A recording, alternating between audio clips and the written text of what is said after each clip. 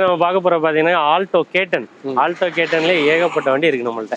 அப்படியா? ஆமா, இதுவே 2 வண்டி இருக்கு, பின்னாடி ஒரு வண்டி இருக்கு, 3 வண்டி கேட்டன் இருக்கு, இன்னொரு வண்டி வர வண்டி இருக்கு, 7 வண்டி இருக்கு ஆல்டோ டைப்ல.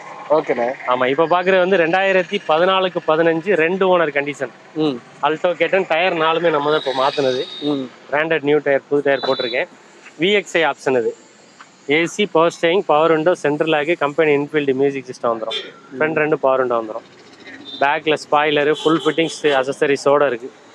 வீல் கப்பு, க்ரோம்ஸ் எல்லாமே இருக்குது. வண்டியில் எடுத்திங்கன்னா எந்த செலவுமே கிடையாது.